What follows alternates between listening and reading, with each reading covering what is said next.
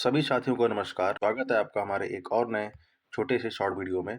तो आज की वीडियो में बात करने वाले हैं Allahabad high court group C और ग्रुप डी का जो कल एग्ज़ाम हुआ था उसके बारे में, क्या कट ऑफ रह सकती है, कैसा पेपर आया था। तो कहीं ना कहीं सबसे पहली बात तो इसमें यह है कि मुझे समझ में नहीं आता कि एनटीए की क्या स्ट्रेटजी रहती है, क्या स्टैंडर्ड है इनका पेपर सेट करने का, या फिर कौन ऐसे इनके जो पेपर सेटर हैं किस तरह से पेपर सेट करते हैं कि ये जीएस में क्वेश्चंस तो आज के ज़माने में देखा जाए तो प्री नर्सरी वाले बच्चे के एग्ज़ाम में भी क्वेश्चन नहीं पूछे जाते हैं। राष्ट्रीय गीत, राष्ट्रीय पक्षी, इस तरह के क्वेश्चन, बच्चों वाले क्वेश्चन। अब इसके पीछे क्या इंटेंशन है इलाहाबाद हाई कोर्ट की या क्या इंटेंशन है एनटीए की, वो तो यही जाने। लेकिन इस तरह के क्वेश्चन तो कभी शायद पूछे ही नहीं आते हैं जिस तरह क्वेश्चन कल के आए थे जीएस में। हालांकि थोड़ी सी जो मैथ्स थी देखा जाए तो इजी टू टू मॉडरेट थी। मॉडरेट सारी भी नहीं थी, एक दो क्वेश्चन उन्होंने थोड़े से मॉडरेट डाल दिए थे। लेकिन जिस बच्चे ने थोड़ा सा भी मैथ्स पढ़ी होगी तो उन्होंने सारे सारे क्वेश्चन कर दिए होंगे। देखा जाए तो जो मैथ्स है, जिस बच्चे ने आर एस अग्रवाल लगाई है, आर एस अग्रवाल ही लगाई है, तो वो इलाहाबाद हाई कोर्ट के सारे मैथ क्वेश्चन इजीली कर देगा। आर एस अग्रवाल से बाहर मैथ्स बिल्कुल भी नहीं आई है। और उसके बाद में जीएस तो आपको देख ही लिया होगा कि जीएस का स्टैंडर्ड क्या है, बिल्कुल बेकार स्टैंडर्ड रहा जीएस का। ऐसे क्वेश्चन तो शायद ही कोई सोचेगा कि इस तरह क्वेश्चन आते हैं। आगरा किस नदी के किनारे है, बेटी बचाओ बेटी पढ़ाओ, ये कब, ये मतलब देखो राष्ट्रीय आर्य समाज की स्थापना किसने की, इस तरह के क्वेश्चन तो बीजिंग चीन की राजधानी क्या है ना। तो ये जो क्वेश्चन है योगा दिवस कब मनाया जाता है, तो इस तरह के क्वेश्चन तो खैर एक क्लर्क कैडर में तो बिल्कुल नहीं आने चाहिए थे। मेरा मानना ये है बिल्कुल भी नहीं आने चाहिए थे। बस थोड़े से क्वेश्चन जिन बच्चों ने मेंस्ट्रुएशन हल्की सी पढ़ी होगी, थोड़ा से भी, ये देखिए सारे फार्मूला बेस्ड क्वेश्चन थे, इसमें कुछ भी नहीं था। सिंपल इंटरेस्ट, ये आर एस अग्रवाल वाला क्वेश्चन है। आर एस अग्रवाल आपने अगर अच्छी से लगाई होगी, ये भी देखिए आर एस अग्रवाल में आपको मिल जाएगा क्वेश्चन इस तरह का। देखिए ये एक आर एस अग्रवाल का क्वेश्चन है, अगर आपने आर एस अग्रवाल लगाई होगी तो उस इस टाइप के क्वेश्चन वहाँ से आपको देखने को मिल जाएंगे। हिंदी भी ठीक आई थी, हिंदी भी मतलब इजी ही है, बिल्कुल इजी है हिंदी। और इसमें अब बच्चे बोल रहे सर एनालिसिस कर दो, तो मुझे नहीं लगता है कि इस पेपर में कुछ एनालिसिस करना चाहिए।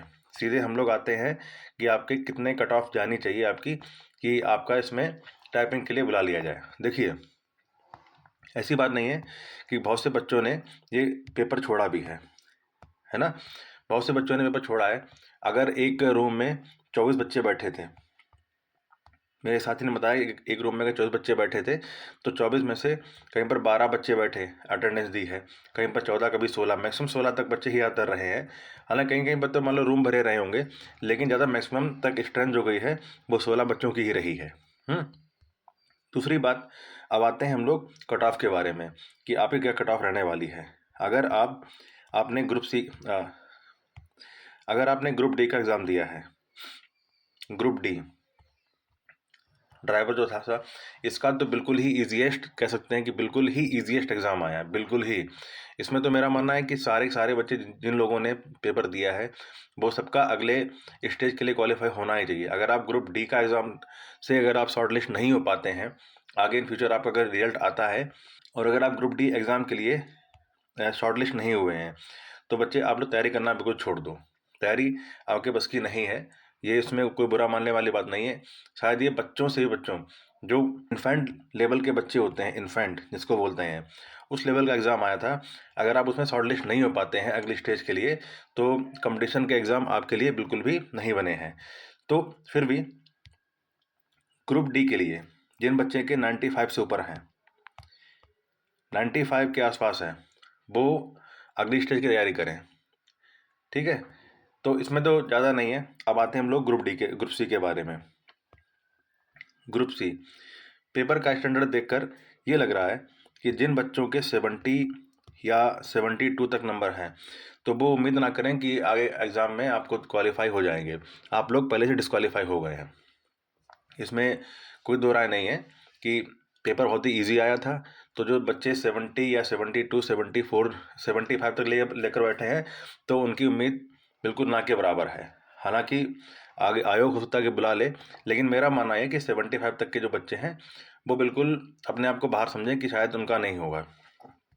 अब आते हैं हम लोग कि एक एग्ज़िट कट ऑफ क्या हो सकती है। देखो, जिन बच्चों के 85 प्लस नंबर हैं 85 प्लस नंबर हैं, वो टाइपिंग आज से ही लग जाए देने के लिए, प्रैक्टिस करने लग जाए। इंडिया टाइपिंग आपके पास ऐप होगा, वहाँ पर जो हाई कोर्ट का एक ऑप्शन आता है, वहाँ पर आप प्रैक्टिस करना स्टार्ट कर दीजिए।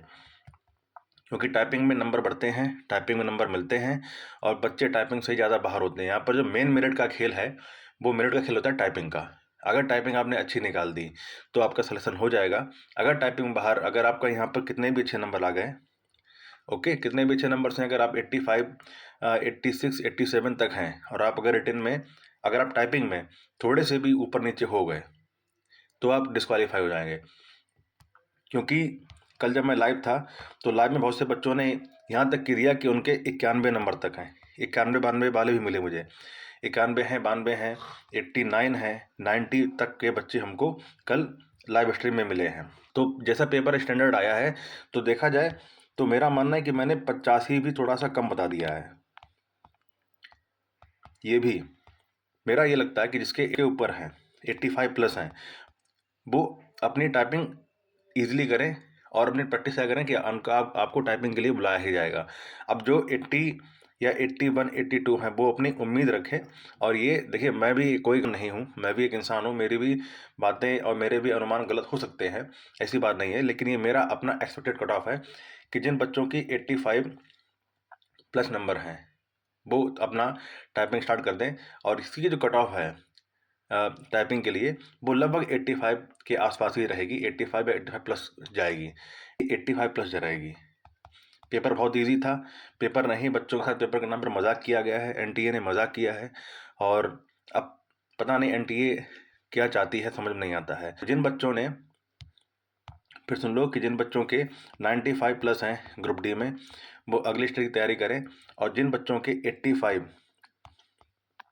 प्लस हैं, वो आज से ही अपना लैपटॉप ले लो, कंप्यूटर ले लो और वहाँ पर मंगल फॉन्ट इंस्क्रिप्ट पर टाइपिंग करना स्टार्ट कर दो, ओके। और जिन बच्चों के 80, 81, 82 हैं, वो उम्मीद ना हारें, वो ये ना सोचे कि भैया ने बता दिया तो मैं टाइपिंग नहीं करूँगा। हो सकता है कि मैं गलत हो जाऊँ, ये मेरा अपना अनुमान है, ये आयोग का नहीं है, मेरा अपना अनुमान है कि 85 प्लस के बच्चे आगे जाएंगे, ठीक। तो ये था मेरा एक नया छोटा सा वीडियो। अब कल फिर मिलते हैं, तब तक के लिए नमस्कार।